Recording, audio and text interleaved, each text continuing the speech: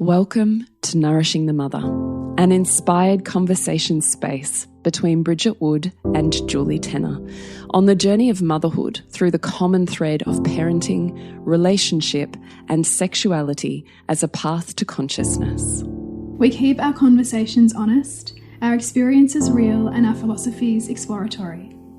We believe that in order to raise incredible humans, we first have to raise ourselves. We know that in order to rock the family, you've got to nourish the mother. If you are here, you care about paving a path of conscious and intentional motherhood, connected with yourself and your gifts, and also illuminating your children in theirs so we may raise more whole humans who can impact this world in a more humane way.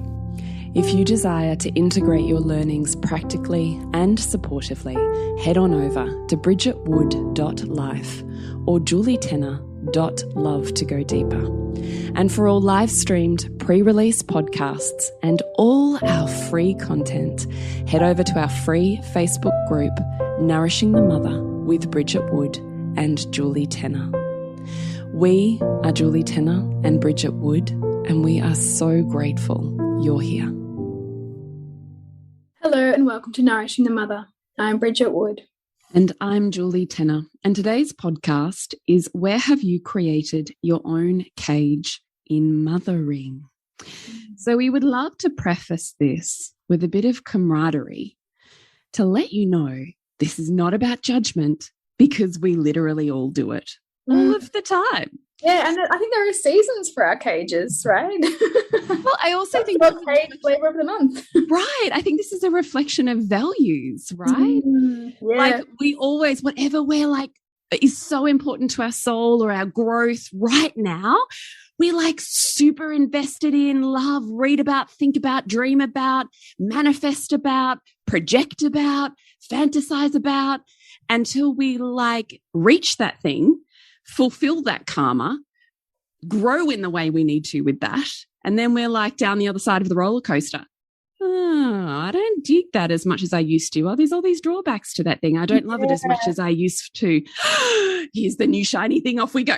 Right? Yes. Like, I love the way you've said that. It's literally like a roller coaster. Literally. Like the giddy excitement of infatuation. Like, oh my God, what's this going to be like? Oh my God, oh my God. Like all I want to do is like consume all of this excitement. Like it's the most important thing in the whole world. Yeah, which naturally you then have to get balanced out on. So until it's not the most important thing in the world. Yeah. But in the meantime, in the phase of infatuation, growth and learning, which we will also state is extremely important and necessary for your soul and its journey, you can't have it another way. Like that, there's genius in that. Is that we will all build a cage for ourselves or for our children because of the way in which we are seeing the world based on that thing that we are at this moment in time completely invested in. Yes, and by extension, how much our current identity is entangled with whatever this cage's dominant belief system is, engaged with, right? Totes. There'll be a belief system that's driving the cage, and it requires deep, humility to actually go, I am believing this and making that thing wrong in order to prop up the current identity that I hold. And if I was to actually kind of see that, oh my God, it's like that Rumi quote, why do you stay in the cage when the door is wide open? The door is wide open when you allow yourself and your mind to expand enough to be the bridge between you and that other potential reality that would allow you to no longer be inside that cage. I just love how you explained that. Yes. Knowing that because you're human, you just create a different cage. Yeah, right. But how profound to have the awareness of, even when that you're there, go, oh, okay, I'm here. Here I am. Yeah. I actually don't think there could be a deeper spiritual self-growth process than recognizing essentially what we're asking you to do here is disentangle your ego from your identity. Yeah. And to humble yourself enough to love more. Like, could there be a deeper spiritual practice? I don't think so. I think that's it. I mean, essentially what we're talking about is like, how much can you own the reflections of the world that are going to be coming at you, especially when you're like hard line on your belief system to prop up the, you know, legitimacy of your cage, to actually like be with that intensity of those mirrors and those judgments that you perceive, and you know, the pair of opposite, like the opposite that you're going to be attracting as a way to break your infatuation with the cage you're in. That can be brutal, but it is the pathway to your growth. Totally. So maybe we start with, where have you created a cage for yourself in your mothering journey? I think one that I've been coming up against a little bit lately has been screens. And it's been one, I mean, there's a couple, and I think another one is like listening to feelings and that pressure that I put on myself to be available for the expression and feeling, and to not shut down my children's emotions, and to, you know, like expand my capacity to meet them and all of that stuff.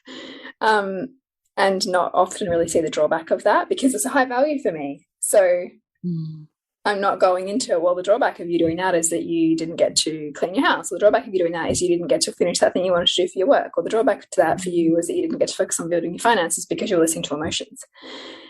None of that is really happening because it's still a high enough value. And I perceive that the drawback of that isn't as great as the drawback to not meeting my children in that way, because my void is not being seen and heard, right? The void drives the value.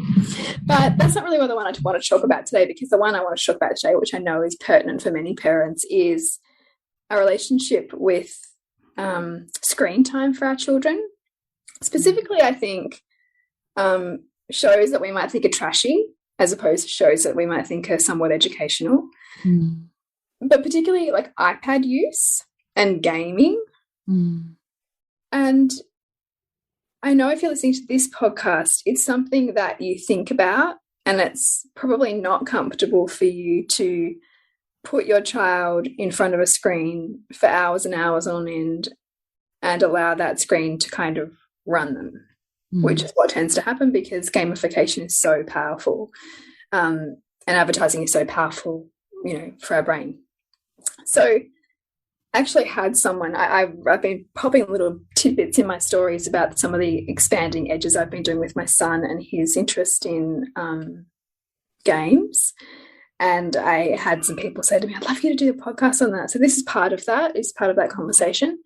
But what I've really been asking myself to notice is what the value is to my child and his values. Like, and he said to me the other day, he's like, oh, Mum, guess what? I know how to spell the word asphalt. I'm like, oh, okay. He's like, oh, yeah, I learned on hill climb, right? And then now he's loving Minecraft, yeah. And then so the other night, so that last night at bedtime, he read a whole book, like spent an hour just reading a book about Minecraft. And so what I find is that this reflection for me, which I try to do pretty regularly, is really great way for me to smash my own kind of arbitrary limits that I can tend to want to come and impose on my children around how long that they should be on a screen for, based on my comfort level, as opposed to, you know, necessarily based on anything significant in them or for them, right? And my comfort level is framed by, I know, like my mother's beliefs around what happens to kids if they spend too much time on screens, and her experience working with teaching teens who are screen addicts, and the meaning that we make. So maybe we're frazzled and busy and feel overwhelmed by the house, and then we look across at a child who just seems to be lazy on the couch on a screen, in our mind doing something completely unproductive, not contributing in any way, not useful, like whatever label you want to throw at it, which we then can tend to throw on them in those moments of frustration in us, not recognizing how that can, one, harm the relationship, two, the child not really bring you their whole self because they realize how much of these developing parts of them or their identity, if they're big into screens or games is not safe with you because you don't understand. And 3, that you kind of miss the point. Like you miss the point of like who gets to decide what is meaningful learning or development for your child? Like who gets to decide that? Like is it you, or do they get to participate in that with you? And so those are kind of like the things I've been exploring within myself, particularly over the summer holidays when, you know, there's much more flexibility and just like I just find it fascinating, that relationship between our child and us and what we come to determine is right or wrong, and how in the past I have let my screen limits become a cage for me and a cage for my child, right? Like if I just blanket said, nope, not having any today, or, you know, you've had enough, but based on what? My level of like anxiety about your time on it, like where does that come from? And does that judgment that I'm projecting on him just serve to make myself feel better? And then that reminds me of that Alfie Kohn quote. I think he talks about it in Unconditional Parenting, where he says, you know, did what you just do to your child have more to do with you and your own, you know, old beliefs or dogma rather than your child? Essentially, basically saying, was it really about your child just then, or was it about all the stuff you're just bringing to this moment that actually doesn't have them at the center at all? And like, I mean, we do this forever and a day. We're not going to not project on our child, but if we want to center a relationship with them, and if we deeply desire for their personality to develop in alignment with their soul and not kind of fragment and become this shell based on performing for approval from their authorities, then we have to look at this stuff. Because otherwise, deeply uncomfortable, though. Yes, right. Like even as you're saying it, I'm like, yeah, I could totally do better. I could totally do that more. Yep, that moment there, you know, which I'm sure is what all our listeners. Yes. And then I noticed, and then I noticed this like holding or tension in my solar plexus, just in the top part of my gut, and I'm like, oh, what is that? But that's like anxiety, isn't it? Yeah. The anxiety of letting that go, the anxiety of not rushing in with action that makes you feel better in the moment, but you say it's about your child's well-being, but you're the one in action feeling better because you're in action, which I totally get, rather than the thought of replaying those moments in my mind and not moving into action, but instead sitting in, what if everything I've held to be true is wrong? Yeah. And what if I didn't interrupt this right now? And that tension is there, and then I have to be with that, right? Like that feels really hard. Instead of resolving that, because resolving the tension is get off, you've had enough time on there, like, you know, that's resolving the tension for you, right? And because we hate to be in tension. It's the same thing in relationship and in your work with Queen School, right? Like for couples to develop their deeper relationships, they have to build their capacity to be in more tension. Totally. Yeah. But for us to allow more of our children to be who they are, we also have to be with our own tension in that process. Yeah. Which is excruciating sometimes. So hard, isn't it? And quite frankly, sometimes we simply just can't, right? Like the level of activation is so big that something has to, like, you know, something has to resolve in us. Yeah. Yeah. It's actually like totally huge. So I really loved that you were talking about what is your anxiety here. And what I loved about that was just take a pause for a moment. What are you making it mean? So I just love that you were saying that. Like, where has this come from? Why do I believe this? Where has this rule or belief or thought process or need come from? Like, is it true or is it arbitrary? Because in this moment, you're in a reaction. So I loved that you were saying just take a moment and think about what is the anxiety that you're making it mean? What does this mean? Mm. So if I think about it, I'm like, well, he'll be lazy for the rest of his life. Yeah. He'll never achieve anything. He'll never get good grades in school. He'll never go to uni. He'll never get a good job because he's not ready to work hard enough. Like, it's amazing how our brain can go. And that imperative nature of it, it's just like, it's so black and white, like that, you know, it can't be true, but like that's the way that our brain makes meaning sometimes, which is when you know why and that's where you know, oh my God, I'm so polarized on this. Yeah. And I also would suggest that whatever it is, whether it's screens, whether your cage is something else, you must go back and look at your own relationship with that thing growing up.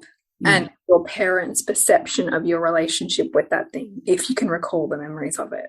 And so as part of the process of my son exploring Minecraft particularly, I went back and looked at like these nostalgia YouTube channels of videos I used to play, like games I used to play when I was like 10. Like Donkey Kong. Well, it was this one called Theme Park was one of them, and Sim City. So like earlier versions basically of what Minecraft is about, which is about building worlds. And I was like looking back at these games going, oh my God, like the skills I was building in these, I just thought I was having fun, but like I was learning about like managing financials. I was learning about business profits and losses. I was learning about what cities need to function, like learning about geography, like all of these things that I hadn't recognize the value in at the time, but now as a parent, like, you know, with a value on a child having a broad learning experience, I can see, wow, like actually the hours and hours and hours my brother and I used to play on these were actually like really worthwhile. And I was able to almost kind of meet myself again without the filter of parents or, you know, or anyone, and go, oh, I can see that that was meaningful for you and why you might have been taken by that thing then at that time in your life. And I can see also how I've used it, even aspects of it now. And so that helps me build more trust in my child that this interest now is really meaningful for him. Yeah. And then I also look at like the other things, like the social nature of it, for example, and the building skill sets in language communication and in teamwork, you know, because I'll play online sometimes with like other people.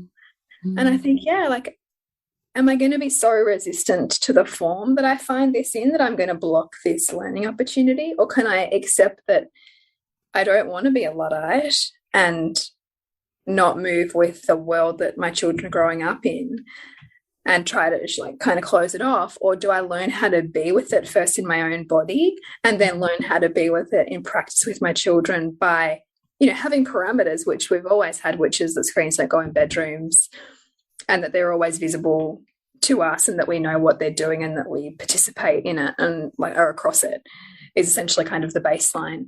Can I trust that if we just have those parameters and that there's an approval process for whatever new game or interest there is, that will be okay and that we'll have a level of trust and safety in this?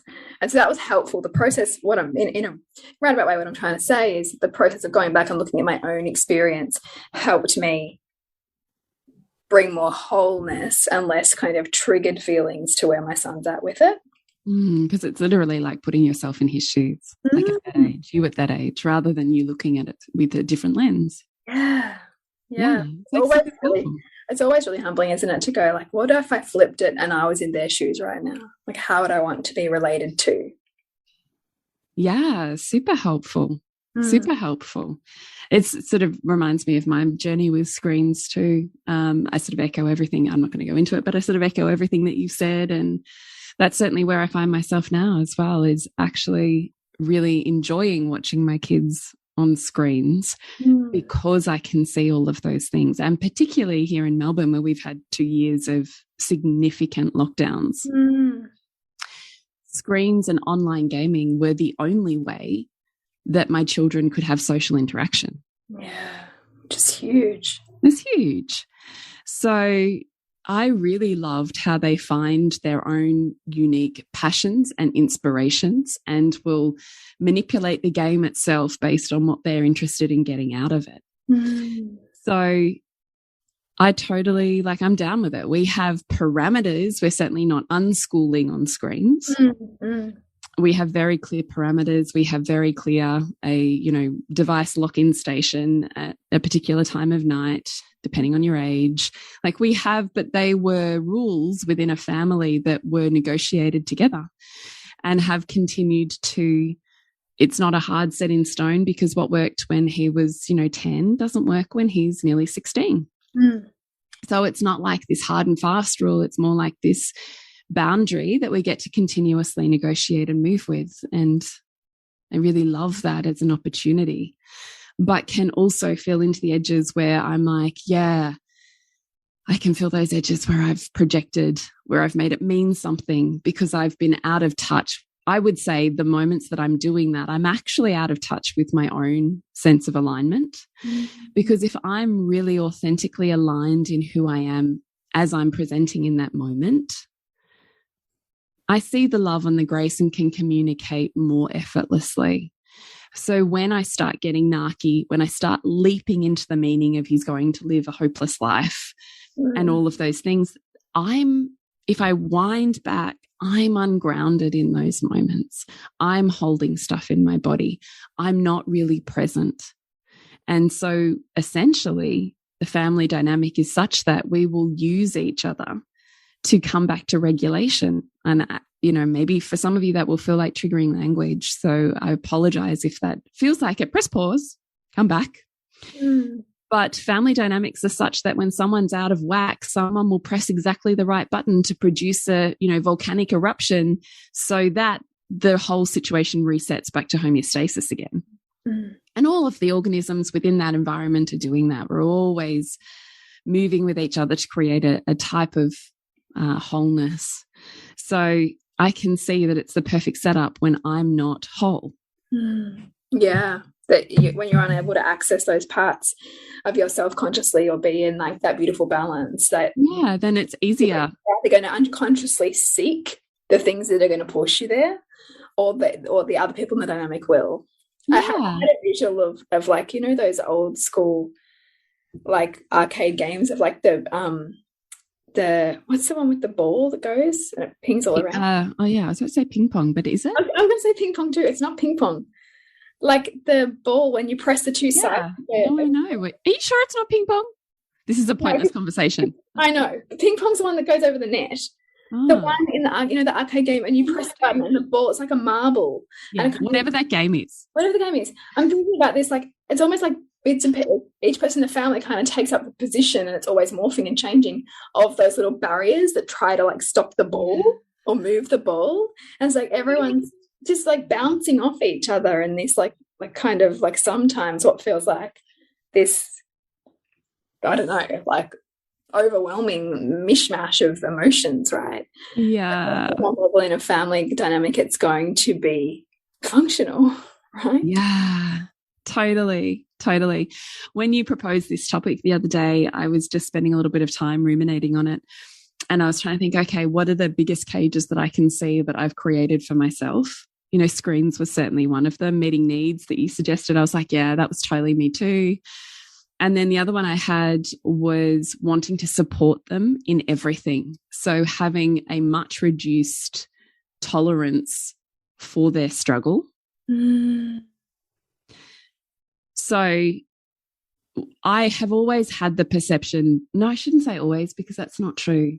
Beware, imperative language of always and never. But certainly since being more invested in DeMartini work, I'm certainly more aware of the law of conservation and the need for challenge in order to, for the greatest growth. That too much one way or the other is going to result in less growth. So having that lens, I can really see the value in struggle, which I certainly think for my first two children, I was probably more pre-aware parenting. Yeah, somewhere in the muddle there. But I can really see that desire to support them in everything, to make sure that if there was some sort of failure or, you know, in inverted commas, failure or challenge or struggle or disappointment or inability to emotionally cope with a moment, that I would blame myself for that. You didn't parent well enough. You didn't prepare them well enough. You weren't good enough in how you showed up for that. Like there was always that self-flagellation that I think can often come with conscious parenting. You didn't do a good enough job. Yeah. Yeah, big time. Yeah. So I can see that so much of, and continues to be, because also I, like you, I have that huge void on not being met. So I can still see that it continues to be the work of me teasing that apart, because or else that becomes a cage. Becomes a cage for me, because I'm stuck in cycles of self-flagellation and self-worth deprivation. Pushes your self-worth really low and you can't serve very well from there. Right. Yeah. This episode is brought to you by Queen School. 5 weeks to be loved better by becoming a better lover, beginning on Valentine's Day. Let's school you on all things men, women, and intimacy over 5 weeks in a live container with me, where we will go through mask, femme energy, how to communicate, upskilling, how you bring your embodiment to power packet, how you become a magnetic attraction force for the type of relationship you are seeking, understanding what both you and your partner need, and being able to soften and open up in ways you never thought were possible. Find out more at julietenner.love. And at the same time has me, like you were saying with the emotionality, continuously using my time and energy to meet needs that, should I just remove myself from that situation? Do I need to hold back further? Do I need to just take a pause and wait and see what happens before I rush in? Whereas I'm rushing in because I'm like, oh, well, it's going to get to this and this and this. And then I'm dealing with the escalation 5 steps down the track. If I just jumped in now, I don't have to deal with the 5 steps down the track escalation. Yeah. Yeah. So I can still see myself doing that at different times, particularly with my third. So my third has additional needs.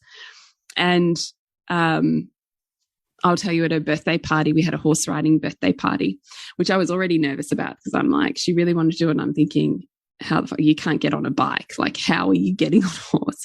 But I'm thinking, it's all right. Nick and I are both going to be there. We'll just help her on. You know, they're these ponies. They'll be fine. It'll be fine. But of course, it's COVID restrictions. So we get there and parents are not allowed anywhere near them. And I was instantly like, how the fuck is this going to go? You know, like it hit all. I was already like anxiety. Nick's like, relax. It's going to be okay. This is where I fully value an opposite parenting, view. Bit more chilled, bit more, she'll be right. Yeah, she'll be right. She'll be right, mate. But also, I think having that sporting background, he just also has respect for challenge. Yeah. Yeah. That, you know, competition and challenge has always produced in my history huge amounts of anxiety for me. So I'm still replaying that with my kids, right? Yeah. Anyway, so we sort out the first bits. She unfortunately got separated from her group of friends. And so she's brushing and grooming this horse, not really knowing what she's doing, because she's kind of separated where her pony is. And then the woman who's in charge of the party walks the other girls back to get their helmets and whatever, and left Lola in the fucking stables. Oh, no. And I'm watching her and I'm like on the edge of the parenting waiting area, like, like a jumping bean. It's okay. It's okay. You know, I'm like thinking, do I just jump the rail? You know, I'll save you at the pony club. And she just stands there and I watch her, because when she gets overwhelmed, instead of moving into action, she goes into total freeze. Right. And then she just becomes a puddle of tears. Which is what happened. So she can hear me. She's looking at me. I'm giving her the steps of what to do next. And she can't do any of them because she's in this brain flood. Yeah. Yeah. And so she bursts into tears. And so now I've become a panicky mum. And I literally, I'm out of my body. I literally grab the arm of the nearest horse riding woman. And I'm like, it's my dad's birthday party. And she's crying and she's left over there. I'm like this holding this woman's arm. And she's like looking at me going, okay, well, we've just had someone faint So I'll get to her in a minute. And I'm like, let go of her arm. Get a grip, Julie. Okay. So I'm standing here. A fucking parenting pen. Parenting pen. How perfect. It is. Like a wild beast. Watching my child over the other side. Just cry in total flood overwhelm. Yeah. And I'm thinking, how is she coming back from this in the hour and a half time slot that we have for her birthday party? Yeah. Like, because her transition phase is so much slower. Yeah. Anyway, they sort her out, they do it, and then they move on with their ponies to the pony arena where they do the things. And they've got to get her on the horse. Now, Lola obviously comes from a tall family. So she's the size and weight of a large adult human. Mm. And they're these tiny pony women helping tiny other little children, and my daughter's not. Mm. And they're trying to talk to her about getting on the pony. And I can see her freaking out. I can see her teetering on that edge of overwhelm. And I can see her, like, you know, wide-eyed darting over to me going, what the fuck am I, like, what do I do here? I can't do this. I don't know. Like, I'm watching this whole thing play out. I'm again on the other side of the fucking bed, and I'm turning to Nick. I'm grabbing his arm. She can't do it. She can't do it. We're going to have to get in there. I'm going to have to climb the fence. You're going to have to climb the fence. One of us is going to have to climb the fence and help her. She can't do it. I'm like going like this. And Nick standing there goes, just give her a minute, Julie. And that's when I went, oh, I'm doing that thing. I'm doing that thing where I'm scared about what happens next. Yeah. Yeah. So I'm jumping in before she has a chance to work out whether she can or she can't do it. So because I recognized I was doing that thing, and because I had this very stoic, beautiful, calm man next to me going, it's going to be fine. Let's just wait. Let's just see. And fair enough, it took her, 3 times as long and 2 attendants to talk to her about how to do it. But she did it. And she got on that horse and she sat on there, like, I can feel myself choking my tears. And I was like, oh my God. I didn't know you could do that. Yeah. Because I've never let you work it out. That's right. Yeah. Yeah. So how many times do we do that? Because how much of that is a cage for me? Yeah. Because I am spinning my wheels 5 steps ahead of everyone, trying to make sure she doesn't arrive at that point. But what point? The point where she finds out she can do something? You know what I mean? Yeah. Oh my God, I feel everything. Oh, and just that, like that, you have to go to a place within yourself where you're almost like, you have to just let go. Like you had to just let go in that moment and trust that whether she gets on or she gets off, she's going to be okay. But when you've never had evidence or don't have a lot of evidence of that as a potential reality, then it's absolutely terrifying. Yeah. It was genuinely, I was worried. And so on that though, because it's an important, this is important learning here. When she had the chance, when you could let go, because you couldn't be there, there was no way you could help her. Well, thank fuck there was a fence, because or else I would be there. Yeah. And you took a literal fence to stop you. Right? And you think you're helping her. Yeah. But yet ultimately there were benefits to her in that moment of it not being you, because in you not being you, she found herself. Like she found her capacity. Yeah. And did you notice like a sense of satisfaction or like something in her, like from that experience afterward? Like did she kind of seem pleased with herself or?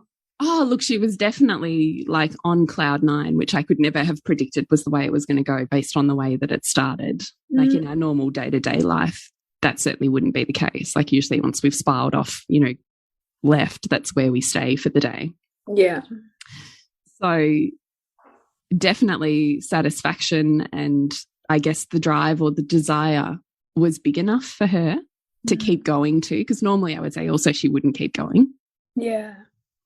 Like normally if we could never get her to do that for anything at home, wouldn't matter what it was, brushing your hair, getting dressed. Yeah. Getting on a bike. Yeah. Yeah. We couldn't get her to do any of that at home. So the desire was big enough here that she did it.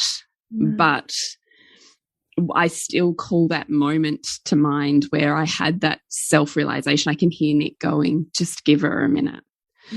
And me having that self-awareness, that almost out of body sense of going, oh shit, you're doing that thing. Just lean back and give her a minute. Yeah. Like and sometimes I think that is the grace in those memories that we all have, is because they're so teaching potent, that we hold on to them so we can relive that teaching moment as many times as we need it. Because a lesson learned for self is worth 100 of someone telling you a lesson, right? Yeah. And in fact, I remember sometimes, like, I've thought about this when I've been parenting, I've thought, like, it's taking everything in me right now to do nothing.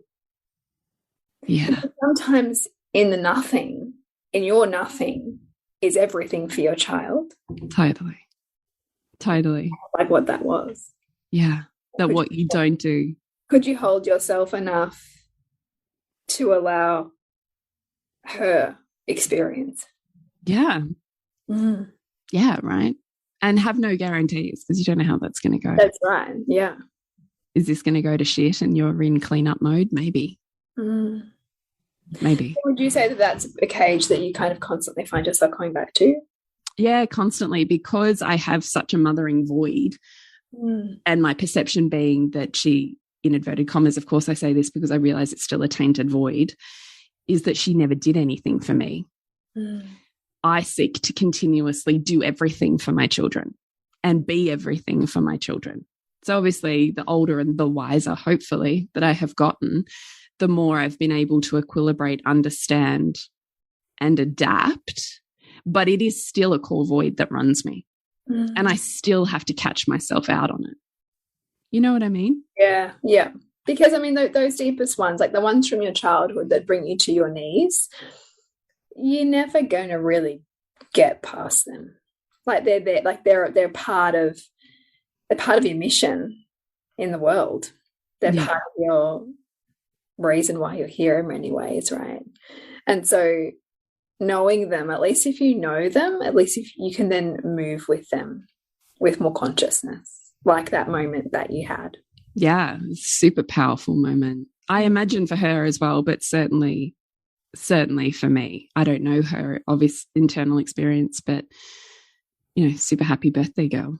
The other one that I do hear a lot, which I thought was just worth dropping in here as a little mention, was having relationship at the bottom of the needs list.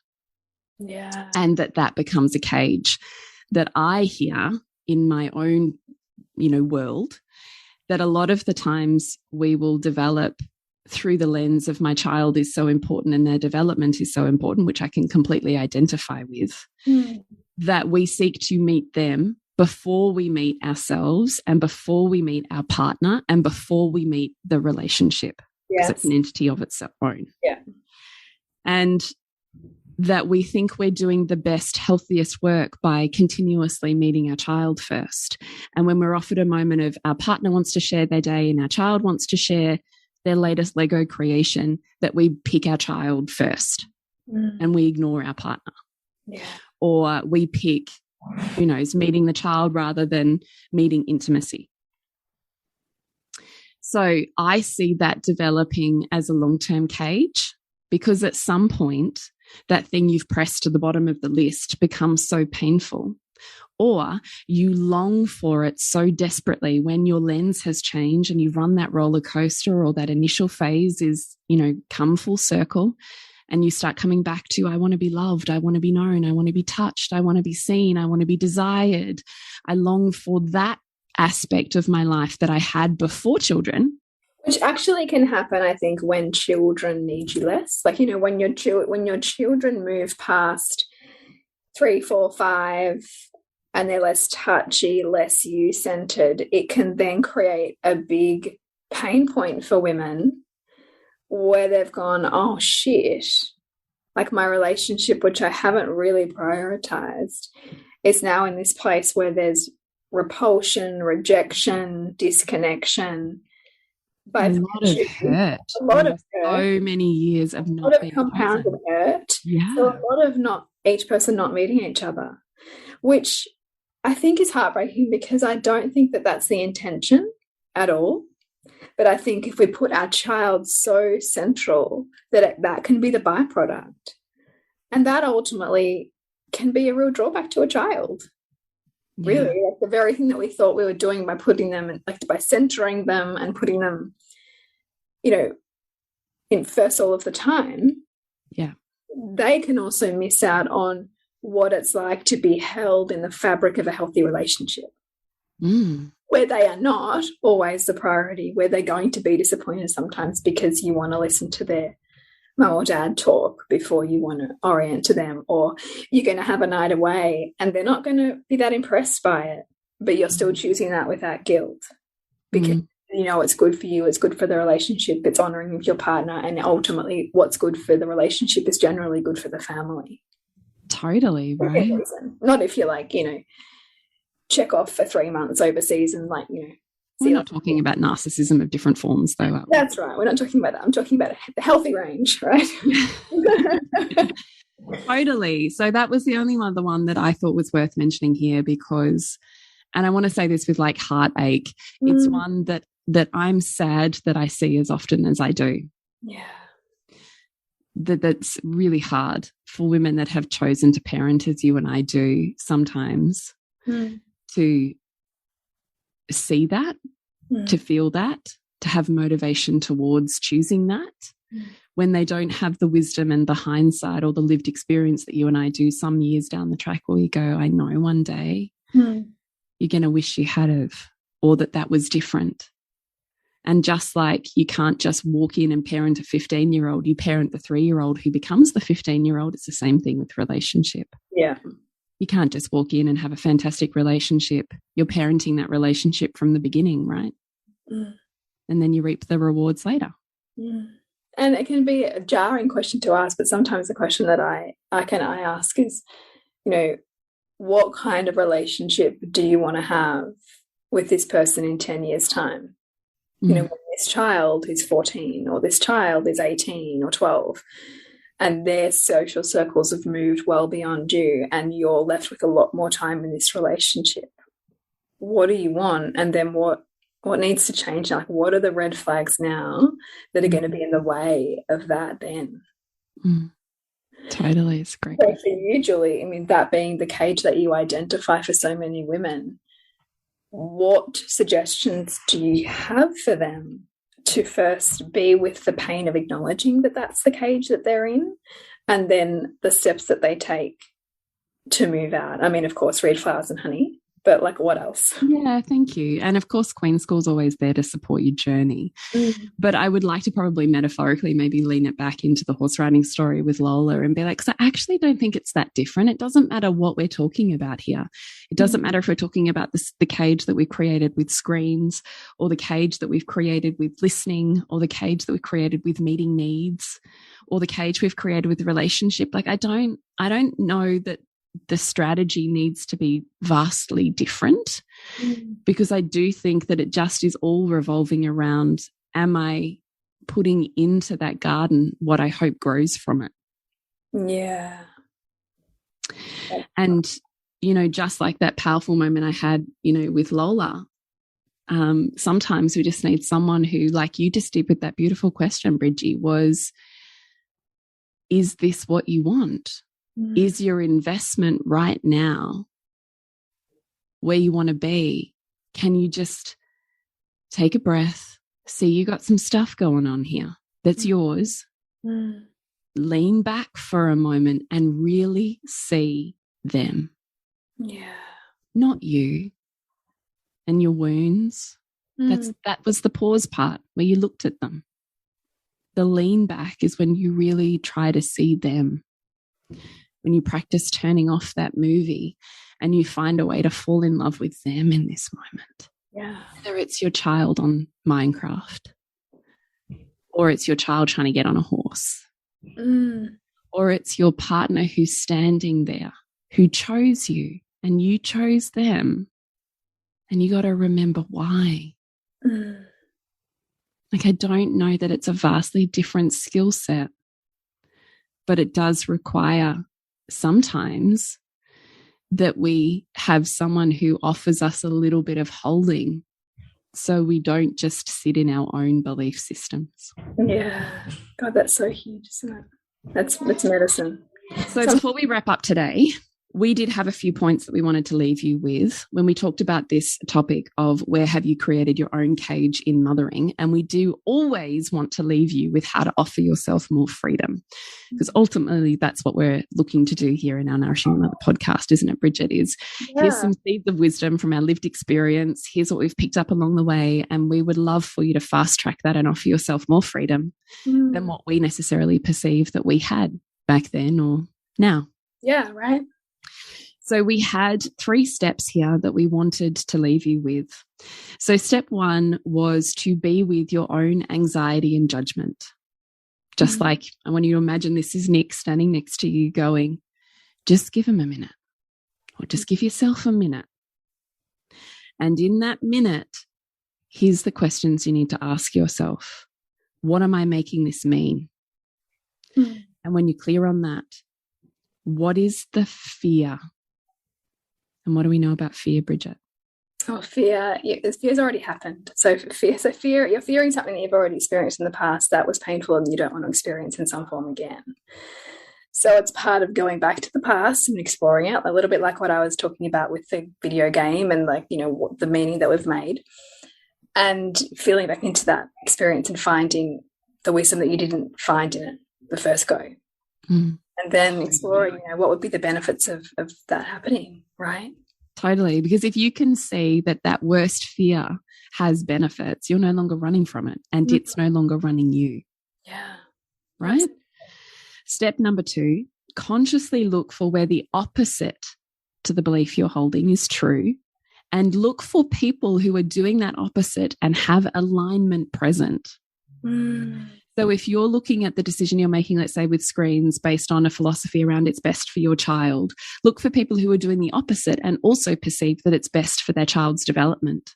Yeah. Yeah, like spend some time taking up space in that opposite belief, like, you know, walk around in it for a while. Yeah. In what ways could I also believe this? Yeah.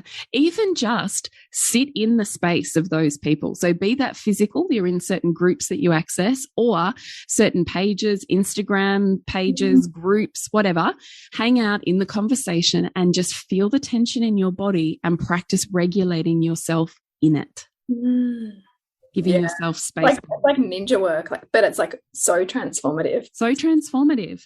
And our last step was, how can you begin to create more freedom for yourself right now? So when you know those things and now you're like, okay, I'm ready to stretch some breathing room into my life right now rather than staying in this cage. Remember, like your beautiful Rumi quote, the doors are open, baby. Yeah.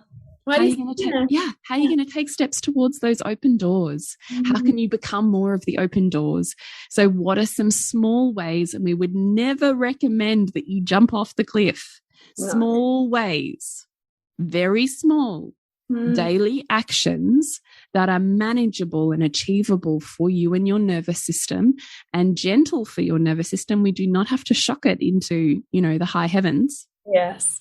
That you can do every day right now to begin creating more freedom for yourself in your everyday. And one day that'll just be a whole lot easier. Beautiful. And Julie, what's coming up? I have Queen School. This is your last chance to enroll in this round of Queen School. We begin on Valentine's Day.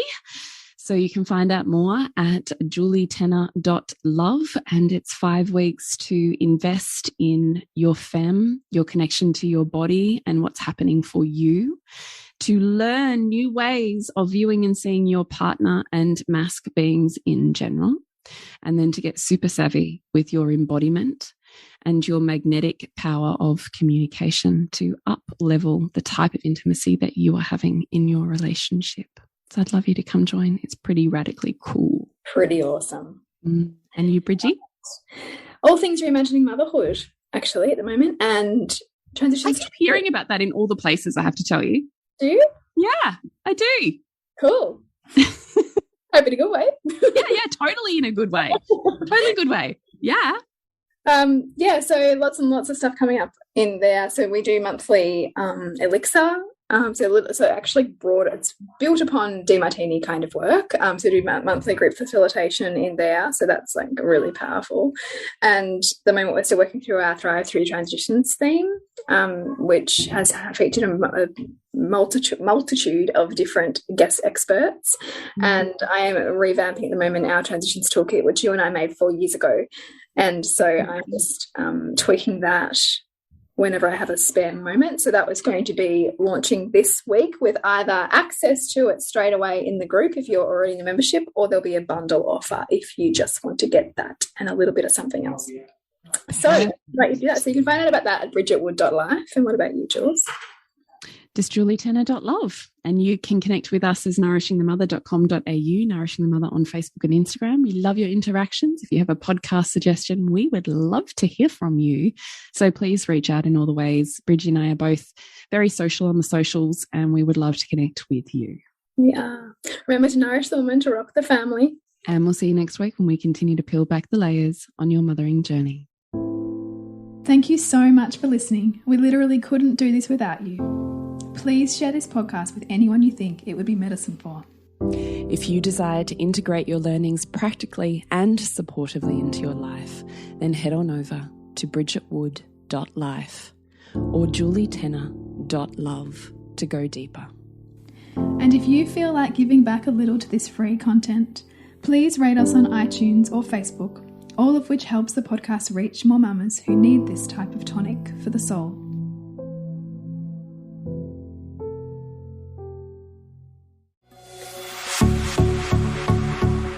This has been a production of TheWellnessCouch.com. Check us out on Facebook and join in the conversation on Facebook.com/The Wellness Couch.